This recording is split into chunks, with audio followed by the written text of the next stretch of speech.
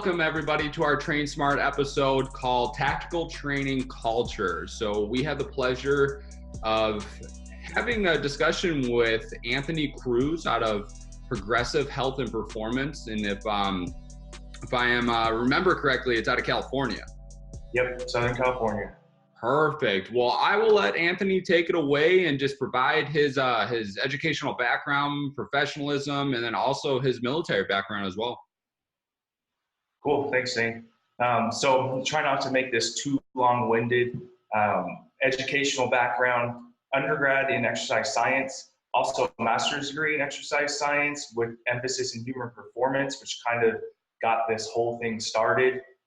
During my undergrad, I did ROTC, so I commissioned to the Army through that way. And then I went right into the Army Reserve, so I can kind of blend the best of sports performance and then also still served in the military. So that's kind of how I'm able to bring kind of both sides to this conversation. That's awesome. On the civilian side, started out in a sports medicine kind of traditional model.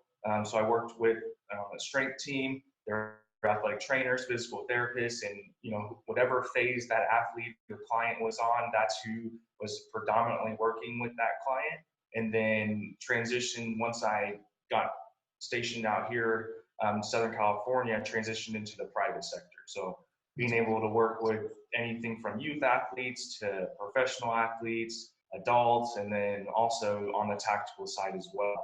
And then after that, I got able to build into a position where I was on active duty, where I was a fitness instructor for the Army, where we met our mutual friend, Victor Kaiser. Yep. Where, he was one of the instructors with me, and we head up a team where we were training soldiers that would come into our course. It was pretty much everything 101. So nutrition, program design, injury prevention, training modalities, all of that.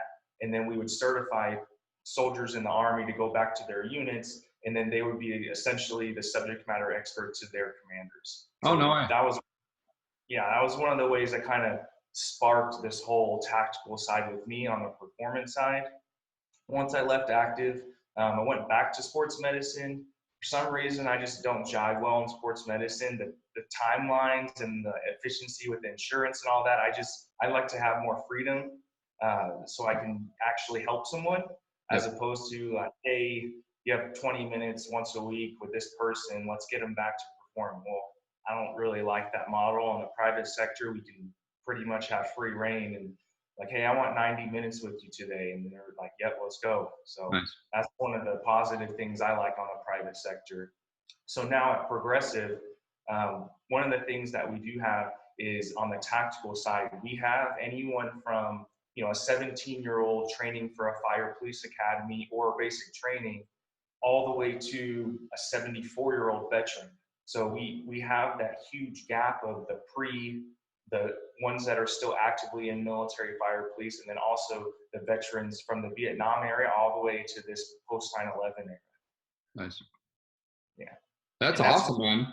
Yeah. So you've had a lot of experience, and I love the approach that you've done. And I actually never knew that you and Victor worked together. I didn't know that. How long did you guys do that for?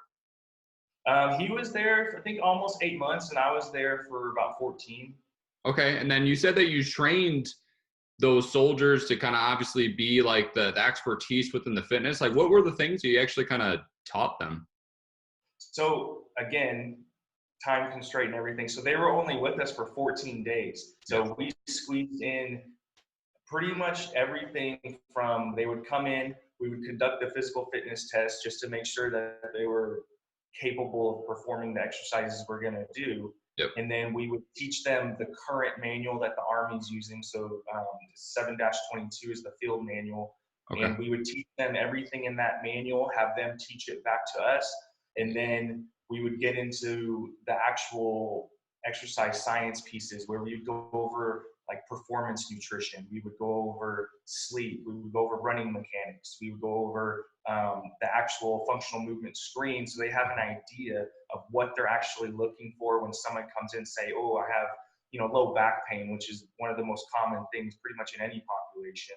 Yep. And it's like, cool. So let's use that screen as a basis so you can just decide whether you need to refer them to a physical therapist or go see their general physician. Or if it's just a mechanical issue or overuse issue, that they can pinpoint that as well, and then also figure out how they can help that soldier without them leaving time of duty or going on any sort of profile or anything like that. Absolutely, man. I love that because, I mean, there's only so much you could do within 14 days. You have someone for a specific amount of time, and when you're trying to explain these different things that you have went to school for years of experience, and you're gathering all this type of data, this information, this material that's going to help carry them and move them forward for their profession of being a tactical operator. We want to keep the longevity of these soldiers to be something of a priority, but you want to kind of teach them the essentials. And I love the fact that you guys love the function movement screen. That's something that I've always had passion for. Is quality of movement, I think, should always be a priority. And moving forward into the field, and I kind of see that leading into the profession. And all of your experiences so far have obviously driven you to be the passionate individual within the tactical profession. But kind of like leading into one of my first questions is, what do you enjoy most working with these tactical professionals? What do you enjoy most? So just like any other exercise science person getting into the field, so I always wanted to work with athletes. So I always wanted to work I want to work in that collegiate D1 setting or that professional team. And then quickly realizing, just even within my first 5 years into this profession, I'm like, that is not where my passion actually lies. Okay. As much athletes as we still work with, and I really like working with those athletes, I know that working with these military, fire, and police, they're gonna actually make an impact on something other than a performance metric. Yep. So even if I train them to have a safer job, that just means that they're going to be safer for their life, but I'm not even counting how many lives that they're potentially. So I'm doing my small piece in their big service kind of giving back, method or methodology, that they're going to go out. If they're a fireman, just last, 2 weeks ago here in Southern California, we had a fire. So, we had all those firemen out there putting their lives on the line. And, if they're not fit enough, if they're not understanding what nutrition plays into standing next to 100+ degree fire, with, perspiration, lack of sleep, if I can help in that tactical setting of educating, making sure that they're getting out of pain. That's just one of my, my biggest passions in this field. Absolutely. I love that. I mean, that's kind of like where my field has or my career has kind of taken part in the last couple of months. I'm doing my dissertation with law enforcement officers in Utah. And that's kind of like the big thing that we see in a lot of the research with any type of tactical operator. It could be firefighter, military, it could be law enforcement officers, sheriffs, whatever the case may be, is unfortunately the wellness factors that follow each one of them isn't necessarily at the highest level. So, that's where it comes into play, where we can educate them on pretty much controlling their lives to be a little bit better. And I love the fact that you talked about, saving lives. Saving their lives is obviously a good priority, but it's got to think about the other individuals that they're protecting and serving. And I love that. I love the fact that you just said that. And then moving forward is, there's a lot of culture that obviously can really help out with these types of individuals, building a culture within your training session, building a culture within just the military department itself, and actually having your group of individuals, which you obviously have that experience. Like you have been in those shoes. So that obviously makes things a little bit more of a different view for you, where it's like, I'll kind of call myself out. It's like, I don't have that experience. Like, I wasn't in the military. I don't have that police background or anything. So it's like, knowing that you kind of have those first stone or stepstone to go into that position.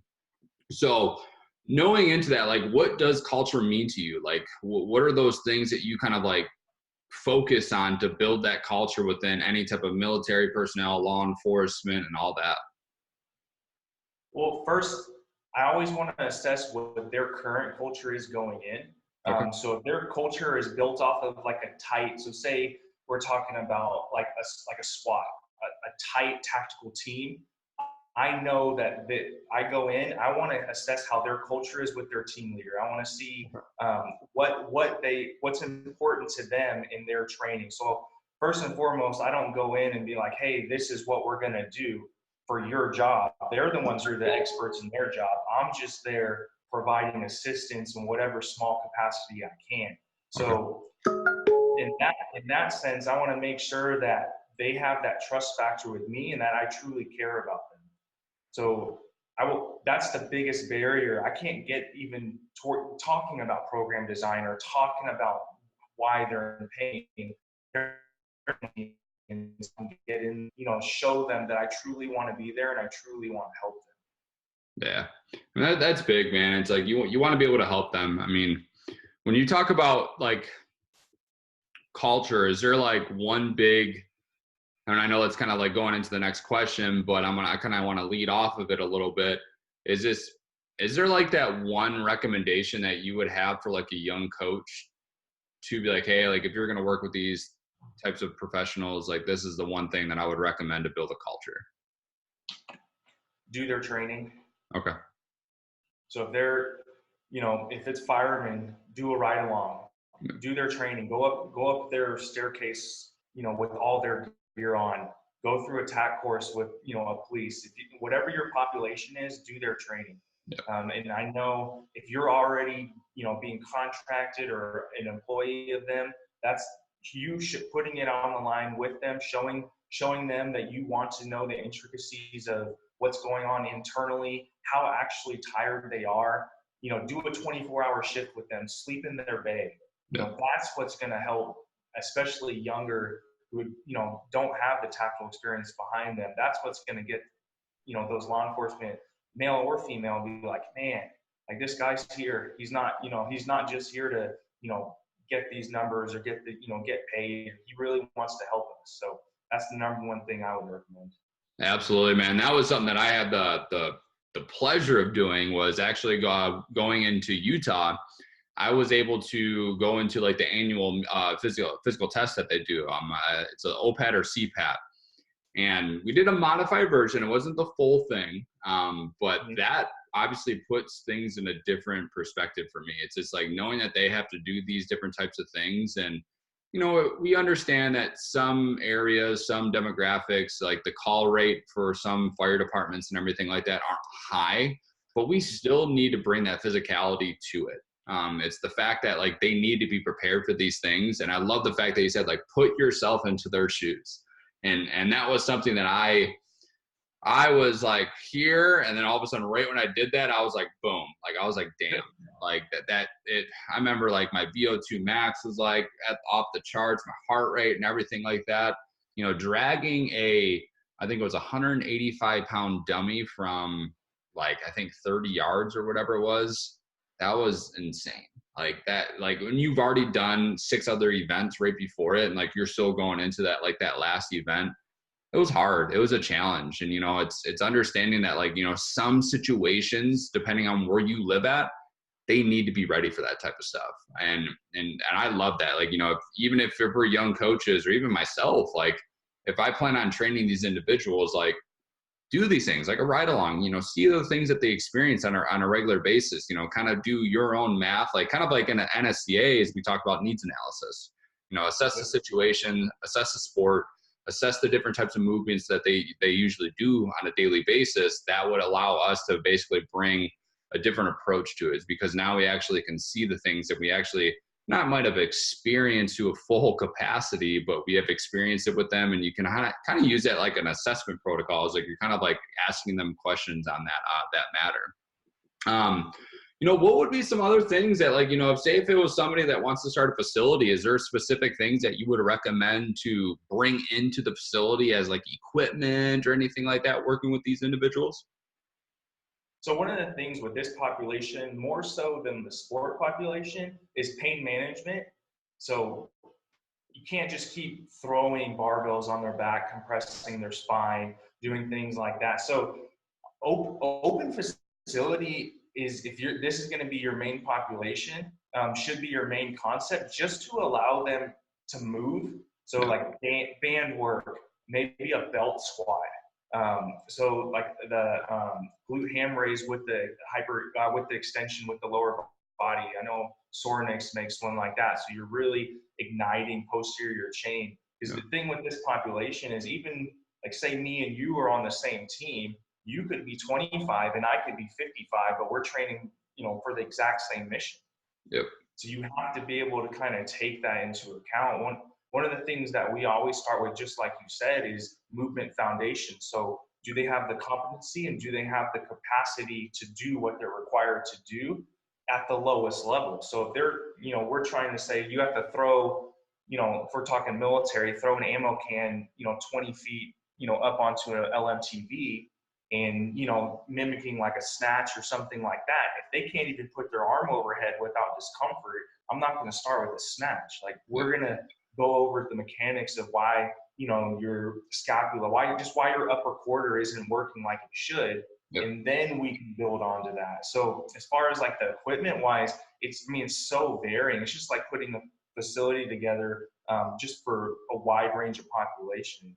Absolutely, man. Pain-free, like that's huge. And unfortunately, our percentage of individuals that are in pain on a daily basis is high. And it's unfortunate, and I agree with the way that you kind of said that, like, structural loading, if someone can't do specific movements, find out what are the, not necessarily like dysfunctions. Like, I mean, we could find any type of dysfunction in everybody. Like, it might be the best mover in the world, but we could probably find something that's wrong with them. And it might be the littlest issue, but it might be a dramatic issue that makes our jobs, I don't want to say difficult, but I mean, that's the part about what we love to do, is we love to assess situations. We love to assess kinesiology and movement. And, moving forward is we kind of have that backbone of like, what is optimal movement? And I kind of say that sarcastically in a way, but it allows us to kind of better understand what they're able to do and kind of assess these situations and allow them to be better movers. Because,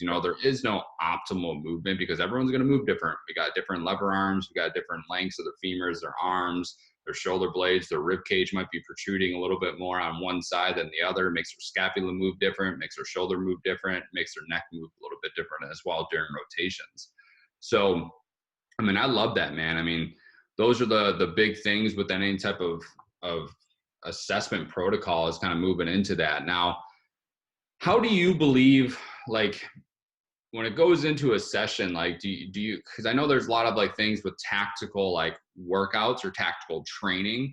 Like, is there always like kind of things that, like, what, I'm always going to do that type of training. Like, oh, we're always going to use battle ropes. We're going to use sandbags. Like, is there things that kind of mimic training that could help them out in the future? Yeah, but for most of our clients, no matter where they're at, we're putting them in a basic foundational phase up front. So that could mean differently to one person than another. So say we have an 18-year-old kid who's preparing for the academy in 12 months. His basic foundation could be strength. Yep. Or we have a 35-year-old, active law enforcement officer that comes in. He's doing pain management. His basic foundation could mean mobility. Yep. So no matter, that's the beauty in the private side, is if they come to us as an individual, we're able to do a full 90-minute session on them of taking that functional movement screen on top of a few other things that, I've designed for this specific population, and then customize and sort of talk to them through the whole process of like, okay, when are you on shifts? Are you on graveyard? Are you on swing? What, do you have a baby at home? When do you sleep?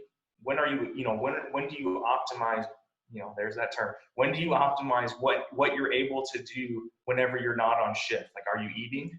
Yeah. You get fast food on the way home? So like, that's the things I'm able to dive really deep into. So whenever they come in, I know what's going to go on. Because unlike athleticism in an off season, I can't make a law enforcement or firefighter that could be on call, I can't make them extremely sore.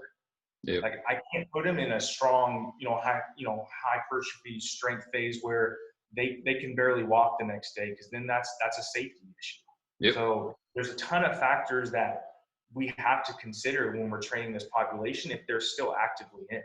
Absolutely. There's really no off season. I mean, and that's like the big thing about it is I love that you compared those two. And, I've heard, you know, I've talked to a lot of professionals that say that like, athletes aren't, or like tactical professionals aren't athletes. But I mean, I've always believed that, everyone's an athlete in their own way. It's just, I call them occupational athletes. That's just a word that I've always used. But I love the fact that you just said, like, you got to think about like the next day for them. Like, yeah, they might have a goal that they're trying to do. Yes, a little bit of soreness might be that, but it's like that could totally throw off their performance for potentially a call that they get the next day. And all of a sudden it might be an officer that needs to go into a pursuit and they're trying to obviously run someone down or anything like that and actually try to chase them. And now they have to go on a foot pursuit. So they're running after them, but yet they're super sore from yesterday's workouts. And now they actually can't perform at the highest level that they can because they're sore. Because I mean, we all know what muscle damage does to the body. It eventually decreases performance to some level. And all of a sudden it's going to eventually repair itself and go right back from the regeneration. But I mean, that's huge, man. I mean, I think a lot of individuals don't view that. I don't think they see that. They're like, oh, like, like performance, oh, like muscle mass, let's get you sore. Like, yes, that's good, but soreness doesn't necessarily mean that you're going to be at the highest level. And I love that. I love the fact that you said, like, look out for them in the future. Like, we have to think about if they get a call, that's what they're built for. They're built for that call that they're basically going to go for. Yeah, and one of the things too, it's not always the coach. It's sometimes that tactical client is asking for that soreness, asking for that high intensity, knowing that they have to, they're on shift tomorrow or within the next 24 hours. So, that's something where the coach, the professionalism, where someone who's a younger in this field might be like, oh man, he's asking for it. Let's do it. Let's put you through this, 60-minute high intensity, 85%, go, and then not realizing the, retro effects of all of that going to come in after. So it's the communication piece with that tactical client. That's what's going to get you in the longevity side, for only retention for client for your business, but also retention and longevity for them as a career. Now, how do you manage that? If you mind me asking, like, how do you, like, say someone that is looking for that big workout or something like that and they want to be sore, like, how do you approach that in a conversation with them? So that's, again, knowing their job. So if they're, if they're on, like a 3 on 4 off or however you want to look at it, I know whenever their span of their time off duty is, that's when I'm picking my highest temps. So like, what is your goal? If your goal is, I want to be able to, like, a lot of times their goals have nothing to do with their job. Yeah. That's my job to balance that program. So say someone wants to deadlift 400 pounds, I'm putting that in the time that they're off duty, where they have at least 48 hours after where they're not working or they're not going to be on call or something like that. So if they're coming in during their 3-day period where, like, hey, I have my 12 hours off, I want to work out, that's going to look more like, regenerative stuff, or, we're going to do that same workout but we're going to do patterns for deadlift. You're going to go like single leg RDL. We're going to do, proprioceptive work. Oh, you felt like you were tight because you had your gear on. Let's do some stretching, stuff like that, where I'm just listening to what they're telling me, and then I'll customize it for for their term that they're, their phase that they're in. I love that. I love that you just said that. It's like, it kind of brings into the rationale of that they still can lift heavy. They can provide that soreness, but it's just depending on what their days look like. I love that. Like, because it's like some individuals are going to have those goals. Like, hey, I want to gain 15 pounds of muscle mass. Like, I do want to get bigger, but it just depends on, like, hey, like, let me get your schedule so that we can develop that best program for you. So that when we look at the micro cycle, the meso cycle, we can kind of plan some things out for you so that you can achieve those goals. But like you said, as a coach, we need to balance those things. Like, you need to balance both sides, like the goals of the individual, but then their professionalism. Like, you kind of have to be that person that's kind of like bridging the gap in between those to basically make it a reality for them. But yeah, man, I've loved everything that we talked about. Building a culture is huge. I mean, that's one of those things within truthfully, anyone that we're working with. It could be an athlete, it could be a youth population, it could be special populations, tactical, whatever the case may be. is we need to obviously build the trust with each individual. We need to build a positive rapport so that they can trust us to go into these relationships and extend from those. Yeah, and a lot of time it's the trust in the process, more so like the short, acute stuff. So they come a lot of the tactical side. They come in not knowing what we're gonna do. They come in knowing what's put out there on social media, what CrossFit does, and not knocking anything like that. It's just if someone wants to do CrossFit, then yes, let's work that in. That, like, because there is a ton of benefit with getting your heart rate up and, doing full body gymnastic movement and things like that. But if that's all you're doing in this tactical field and you're staying in that sagittal plane 90% of your time, and your movement, say getting out of your squat car, is bending, lifting, rotating, you have to throw someone, stuff like that, they have to recognize that we're training for your job, and we're training for your health, and we're training for your individual goals as well. So if we're going to put all those in little sort of components and then bring it into the middle, then that's what we're going to do. Just keep in mind that that's going to be a little bit longer process than a normal, let's just say a general adult who wants to gain 15 pounds of muscle, where they don't have all these extenuating factors that they're worried about. So we put them in a phase where it's going to keep them motivated coming back, but we're going to make sure that they're doing things that's going to keep them healthy and also keep them, as trained as possible for their job. So like lateral band walks, a lot of them it's just a little 1-inch band. But as soon as we put them on there and they're like, man, I don't know what muscle is hitting. I was like, that's the muscle that you haven't trained in a very long time. Or, we put them through like a bottoms up kettlebell.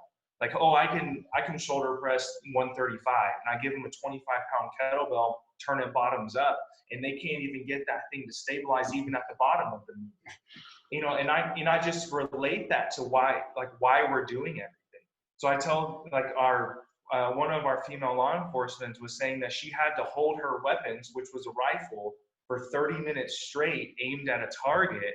And she's like, I was the only one there that didn't have to set down my weapon, because we trained all those stabilizer muscles. We had her posture, we had her core going. Granted, she's been with us for, a little over a year, but all of those things come into play. So we're thinking of things outside of what the tactical operator is thinking about. But the key is how you relate and communicate that to them. That's huge.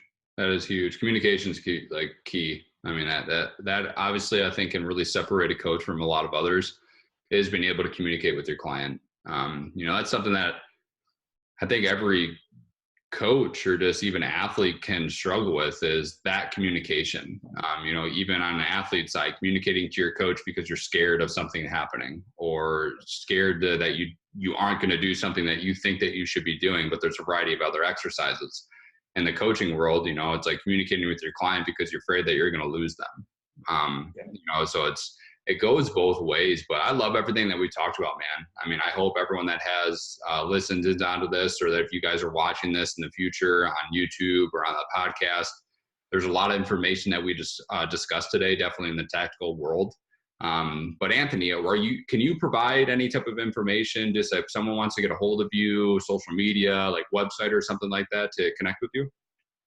Yeah. So Instagram is PHP Tactical. Okay. Look up our website at progressivehp.com. Nice.